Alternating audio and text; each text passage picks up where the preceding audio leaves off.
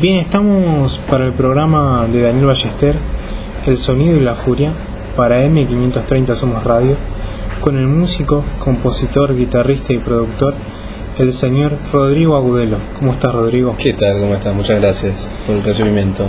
Gracias a vos por la invitación en Café Vinilo, por tu espacio y tiempo. Sé que ahora vas a tocar dentro de un ratito aquí. Así es, acá Café Vinilo, que es una casa musical muy querida, así que en un ratito tocamos dúo de guitarras con Juan Pablo Hernández. Ah, está. Sí.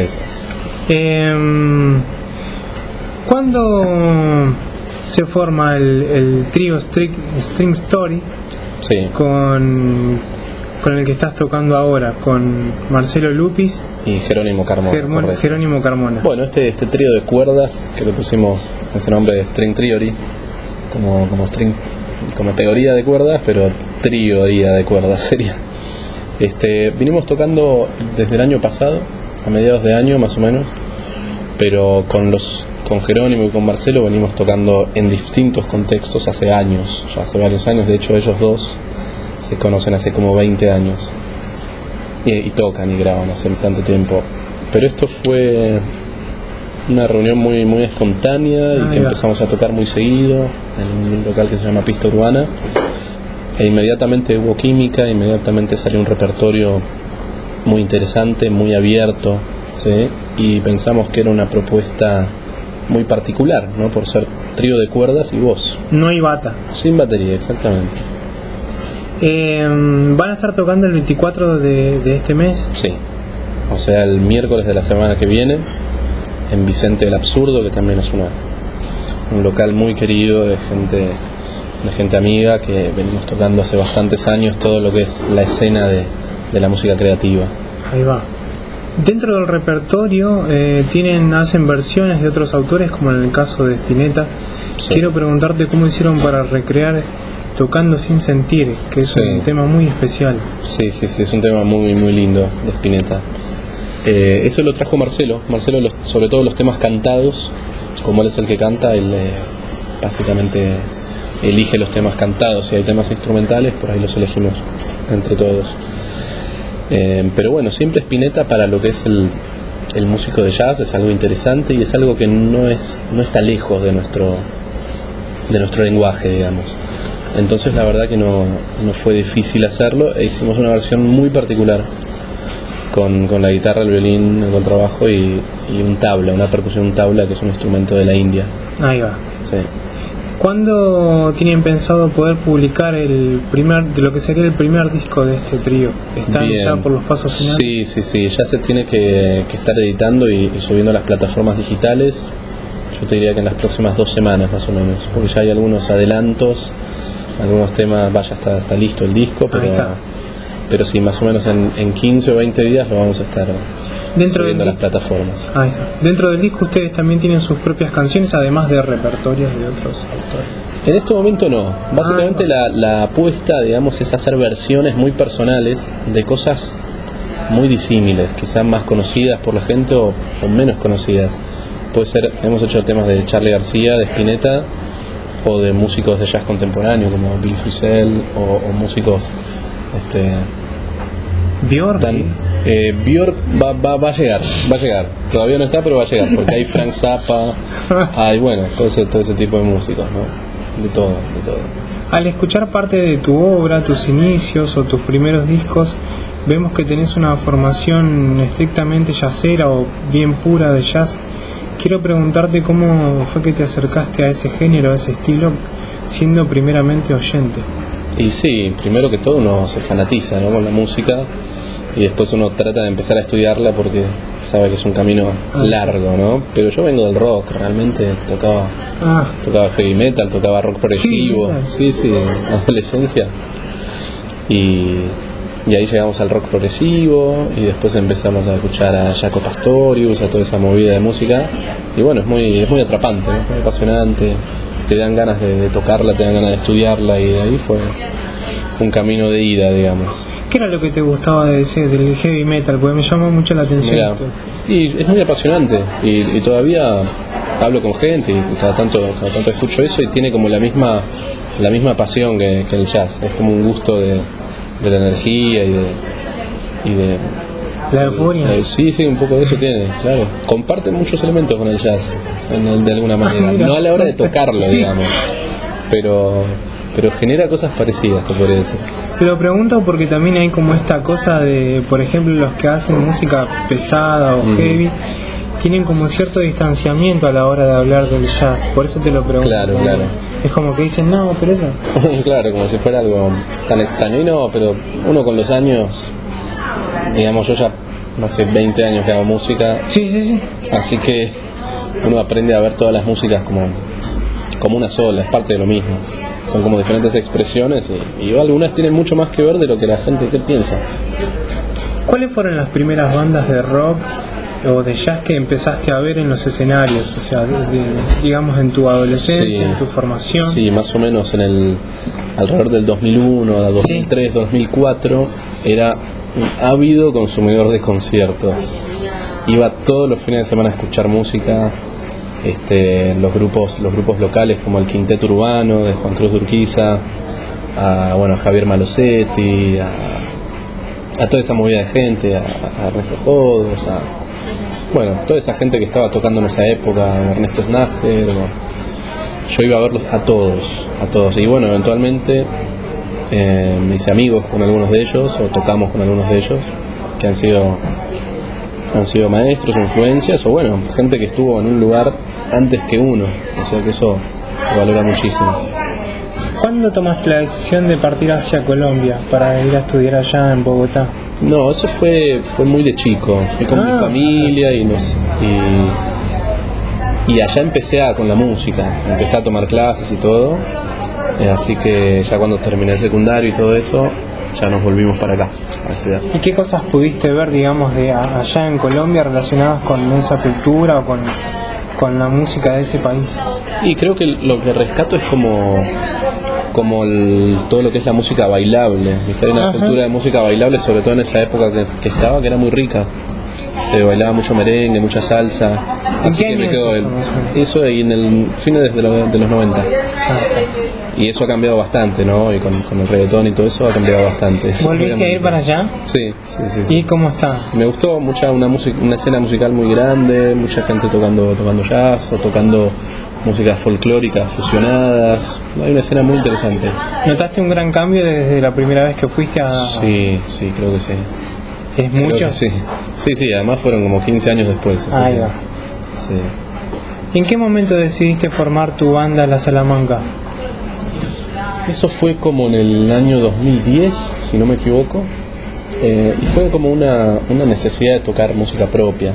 Yo venía componiendo más y a veces metía algunos de mis temas en otros grupos en los que tocaba, pero fueron apareciendo más composiciones y una sonoridad muy clara que quería expresar, así que formé el grupo, grabé mi primer disco, después se interrumpió por un par de años y volvió a lo que es el disco nuevo, la nueva versión, que es Aeronautas. Y para esa primera formación de La Salamanca, ¿cómo convocaste a los músicos? ¿Quiénes participan en ese primer disco? Ese primer disco, sí, estaba Francisco Cosabela, que es un baterista excelente, muy joven. Después, por el lado de la experiencia, digamos, estaba Hernán Merlo, que es un contrabajista de muchísima experiencia, y Tomás Fares, que sigue siendo el pianista que sigue estando, sí. Que es alguien con el que comparto muchísimos gustos musicales y tenemos una visión muy parecida. ¿Dónde se grabó ese primer disco? La Salamanca en Ion, en el estudio Ion, tan conocido. Hicimos unos videos también ahí, que si entran en YouTube pueden ver los videos de ahí. Sí, y fue mezclado y masterizado en otro estudio con el que siempre trabajo. ¿Cuánto tiempo estuvieron dentro de Ion haciéndolo? Un solo día. ¿Se hizo todo en una sola toma? No, una sola toma no, pero más o menos 2 o 3 tomas máximo por canción. Pero la verdad que fue mucho trabajo. En un solo día haces la prueba de sonido, estar cómodo con cómo te escuchás, con cómo estás seteado en el estudio. Además también llegaron los camarógrafos y todo, entonces se hace intenso. Y había músicos invitados, así que fue un día de mucho trabajo. ¿Cómo compusiste el instrumental Rock 1 que aparece dentro de ese disco y qué bandas estabas escuchando, digamos, en ese momento que hayan sido como influencia. Bueno, es interesante esa cuestión. Yo tengo en ese disco como una mini trilogía de temas que simplemente titulé sí. Rock, número 1, 2 y 3. 2 y 3. Y bueno, es esa visión como del músico de jazz, de lo rockero, digamos, ¿sí? Y en ese momento creo que estaba más influenciado por Spinetta, por Radiohead, por ese tipo de grupos que si bien tienen una impronta o un origen bien claro en el rock, usan texturas y armonías un poquito más cercanas al jazz. Y un compositor que me gustaba mucho también en esa época y que todavía admiro obviamente, que es Ben Allison, unas bandas muy interesantes. ¿El instrumental Laguna surge a partir de una improvisación? Laguna es un tema muy libre, que no tiene siquiera una métrica definida, es una melodía, flotante que toca el saxo soprano y la guitarra, y es muy muy breve, y hay toda una improvisación larga sobre esa melodía, y eso es como una versión de alguna manera modernizada o una visión actual de lo que son las melodías de Ornette Coleman y de Paul Motion, pero con un ritmo como más cercano a lo electrónico casi. Ahí está. Acabas de publicar recientemente tu segundo disco solista, Aeronautas. ¿Cuándo empezaste con la idea de hacerlo? Que es un disco también muy puro de jazz, muy lindo. ¿Cómo suena? Sí, bueno, gracias. Y lo de Aeronautas ya era una banda que tenía semi-activa, habremos tocado más o menos, muy poquito, pero unas 3 veces durante 2017. Y bueno, cuando uno tiene un grupo sonando y actuando, te dan ganas siempre de grabar, porque te entusiasmas por cómo suena, por cómo tocan los chicos y demás. Pero la gran sorpresa es que aparece Rudy Royston en escena, que es un baterista que le admiro muchísimo, baterista de Bill Frisell, ¿no? Por ejemplo. Yo lo había conocido un año antes y supe después que venía a Buenos Aires a tocar de nuevo, así que le propuse grabar el disco de esa música. ¿Cómo compusiste, por ejemplo, el instrumental Bohemia? Bohemia es un tema viejo, que de hecho ya lo grabé en otro disco. Eso lo grabamos en el disco de Martín López Grande, que se llama Manifiesto. Así que lo venía tocando hace un par de años, le cambié algunos detalles, le cambié algunos detalles para que suene más actual según lo que yo estaba escuchando, pero fue un tema que salió muy rápido, me acuerdo, un tema que se compuso en un par de horas. Sí. ¿Y en el caso del instrumental El Adversario? El Adversario, ese sí lo hice a propósito como un tema más largo, tenía ganas de hacer un tema largo, escribir más, ¿sí? Porque en el jazz tenemos como la idea de escribir lo mínimo posible y después que eso genere improvisaciones grupales, ¿sí? En este caso es bastante más largo. ¿Cómo fuiste armando la base, digamos, con trabajo, la bata? Y eso es más en el ensayo, en el grupo, pero más o menos tenés una idea de que sea un tema medianamente rápido, en una métrica de 3, con algunos pequeños cambios de métrica, pero sobre todo con varias secciones, ¿viste? Tiene una introducción, tiene 2 partes principales, una parte secundaria, un final que es distinto a todo lo que pasó antes, así que tiene como varios episodios. Sí. ¿Tiene alguna dedicatoria en especial, digo, por el título? A veces uno a raíz del título piensa que ¿quién sería ese adversario al cual podrías hacer referencia dentro de la música o en otro plano? Sí, no, en realidad no está dedicado a un adversario en particular, ¿no? Imagínate. Pero sí en una novela de Manuel Carrer, que es un gran escritor francés que escribió esa novela que se llama así, El Adversario. Así que lo leí y me pareció un gran título para un tema así largo y medio conflictivo y como así con todos esos episodios. Dentro del repertorio de Aeronautas también encontramos una conexión con el flamenco, con preludio e interludio. Sí, mira, puede ser. Justo alguien me había dicho que le sentía un aire de flamenco a ese tema, El Adversario, justamente. También. Tiene como un airecito de un modo que se usa mucho en el flamenco. No, en esos temas con guitarra española, así con... Sí. Es como algo que fui encontrando hace muy poco, en los últimos 2 o 3 años, de tocar un poco más esa guitarra e inventarme pequeñas piecitas, básicamente para estudiar o que me resultan de una sonoridad interesante. Igual no me habían dicho que les sonaba flamenco, digamos, pero me parece muy interesante. Escuché mucho a Paco de Lucía hace años, Sí. Obviamente lo escuché mucho, pero realmente no me atrevería a tocar nada parecido al flamenco.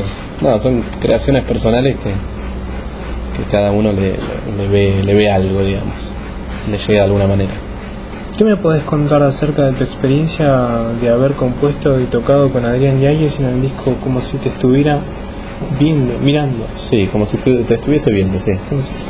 Con Adrián trabajamos 2 años más o menos, bastante intensamente, porque es una persona con muchísima energía, con muchísimos proyectos, que nos juntábamos semanalmente a ensayar y traía 3 o 4 temas nuevos en una semana. O sea, es una persona con mucha energía para trabajar, así que aprendí mucho de eso. ¿Vos te amoldaste a las ideas que él tenía? Sí, totalmente. No, ese era un proyecto de él, además. Por eso. Yo iba de invitado al trío que tenía en ese momento, un trío con Juan Bayón y Bruno Varela.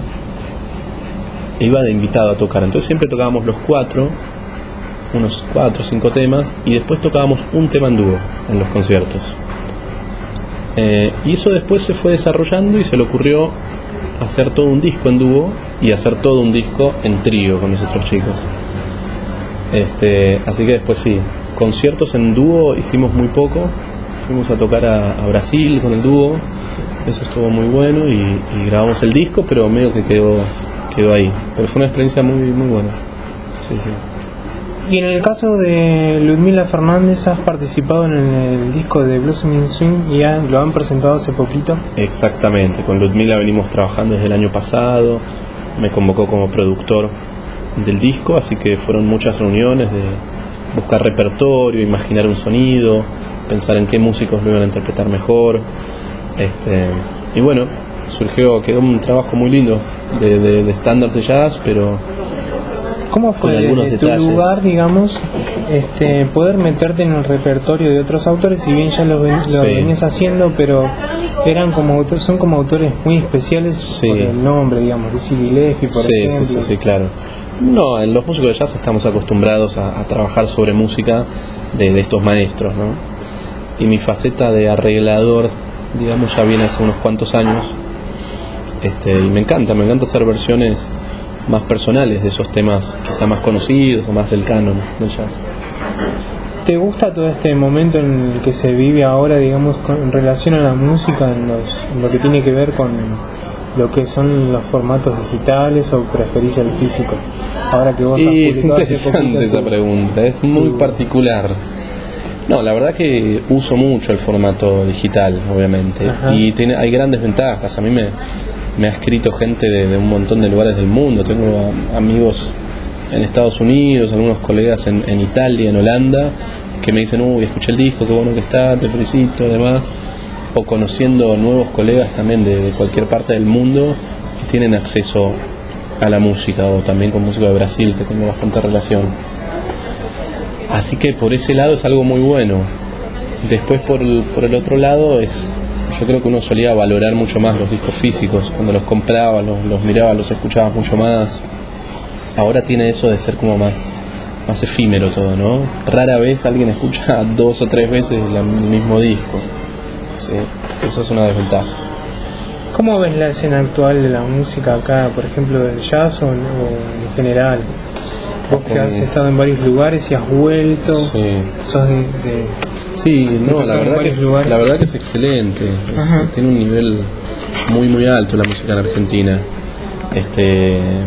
Ya sea el jazz más tradicional o más moderno, o la movida de compositores de tango moderno, o el nuevo folclore que también está apareciendo, o que ya está apareciendo hace un par de décadas en realidad. Todos movidas y proyectos muy muy valiosos, que la única desventaja que tenemos es que no nos podemos mover tan fácilmente desde Argentina. Entonces los que llegan a mostrar su música en otros países, o en Europa o en Japón, son desafortunadamente muy pocos, ¿sí? Pero sí, conociendo escenas musicales de Colombia, de Brasil o de otros países, la verdad que estamos muy bien parados, ¿sí? Al haber estado en otros lugares, como por ejemplo Colombia, ¿has estado en Europa también tocando? No, todavía no. ¿En qué otros países? No, más que todo por acá por el Mercosur, digamos, Uruguay, Chile. En Brasil estuve un par de años seguidos tocando, en Colombia. Pero bueno, me parece que hay que tratar de expandir siempre un poquito más. Sí. ¿Y cómo funciona el circuito, digamos? Y eso no es fácil. Allá en los lugares donde hace. No, en Brasil tiene una infraestructura muy interesante para lo que es la música creativa o el jazz y músicas menos populares, porque hay mucho apoyo estatal. Bueno, hay que ver ahora qué pasa. Pero hay mucho apoyo estatal, hay buenos centros culturales en todas las ciudades que tienen una gran movida. Y además tienen la ventaja los brasileños que exportan su música a todo el mundo, ¿sí? Ya son como una marca. Vas a estar tocando ahora, dentro de un ratito, aquí en Gorriti, el 3780. Exactamente. En el ciclo de guitarras. Esto es todos los jueves. Hay ciclo de guitarras, es un ciclo curado por Ernesto Snager, es un colega muy querido. Y ¿quién le va a estar acompañando? Vamos a estar tocando un dúo con Juan Pablo Hernández, que es un guitarrista excelente, que nos conocemos hace casi 20 años, así que va a estar muy divertido. ¿Y el 24 de abril? 24 de abril estamos con String Theory, presentando nuestro nuevo material, con Marcelo Lupis, que está aquí. Sí, que está acá en violín y voz, que venga. Cuerdas vocales y cuerdas de violín. Buenas. ¿Tu opinión o cómo se están preparando para el concierto del 24? Bueno, la preparación viene del encuentro. En realidad la preparación es el encuentro, me parece. Así que afortunadamente con estos músicos más que nada hay que ubicar y tocar. Y en relación al repertorio que están grabando, que ya está por salir el disco. Bueno, sí, vamos a tocar los temas del disco y un par de sorpresas más.